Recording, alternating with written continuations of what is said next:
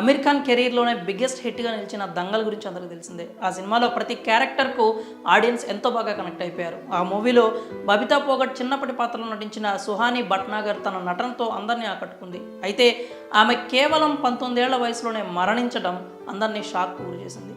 సుహాని భట్నాగర్ మృతి పట్ల బాలీవుడ్ దిగ్భ్రాంతి వ్యక్తం చేసింది. అమీర్ ఖాన్ కూడా సుహాని మృతి పట్ల ఎమోషనల్ అయ్యాడు. నువ్వు ఎప్పటికీ మా హృదయాల్లో ఒక స్టార్లా నిలిచిపోతావంటూ భావోద్వేగానికి లోనయ్యాడు.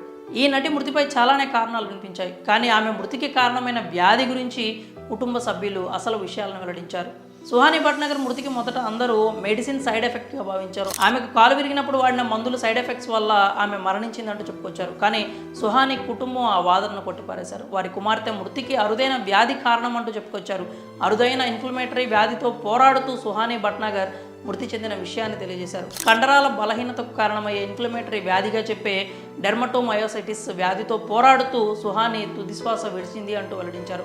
ఆమెను ఫిబ్రవరి 7న ఈ వ్యాధి కారణంగానే ఎయిమ్స్లో చేర్పించినట్టు తెలిపారు. ఈ వ్యాధికి చికిత్స పొందుతూ అది విషమించడంతోనే సుహాని ప్రాణాలు కోల్పోయిందని తెలియజేశారు. సుహాని కుటుంబ సభ్యులు తెలిపిన వివరాల ప్రకారం 2 నెలల క్రితం ఈ వ్యాధి లక్షణాలు సుహానిలో కనిపించాయి.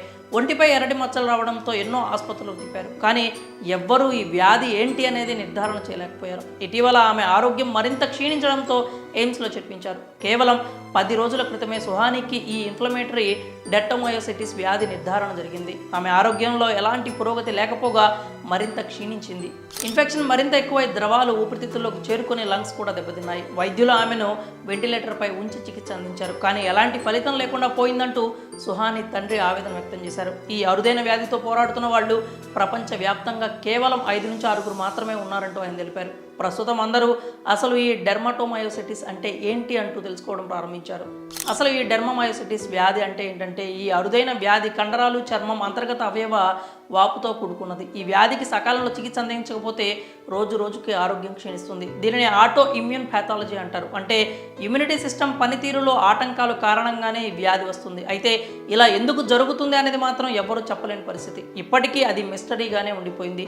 రోగ నిరోధక వ్యవస్థ సొంత కణాలని హానికారకంగా భావిస్తూ వాటిని నిరోధించేందుకు ప్రతిరోధకాలను ఉత్పత్తి చేస్తుంది. నెమ్మదిగా వాపునకు గురయ్యే వ్యాధి లక్షణాలు ప్రారంభమవుతాయి. కొన్ని సందర్భాల్లో ఇమ్యూనిటీ సిస్టమ్ అంతర్గత అవయవాలపై దాడి చేస్తాయి. ఈ వ్యాధి లక్షణాలు ఎలా ఉంటాయంటే, త్వరగా అలసటకు గురి కావడం, జ్వరం రావడం జరుగుతుంది, వేగంగా బరువు తగ్గిపోతూ ఉంటారు, కండరాలు బాగా నొప్పికి గురి చేస్తూ ఉంటాయి, శ్వాస తీసుకోవడంలో కూడా బాగా ఇబ్బంది ఏర్పడుతుంది, చర్మం వాయడం, ఎర్రగా పొలుసుల మాదిరి మారడం జరుగుతూ ఉంటుంది, కంటి ప్రాంతంలో కూడా వాపు, ఎరుపు ఉంటుంది, అలాగే మెల్లకన్ను కూడా పడిపోయే ప్రమాదం ఉంటుంది. దీనికి సంబంధించిన చికిత్స విషయానికి వస్తే దీనికి క్యూర్ అంటూ ఏమీ ఉండదు. కార్టిసోన్ వంటి మందులు వాడాల్సి ఉంటుంది. కండరాలకు సంబంధించి ఫిజియోథెరపీ చేస్తూ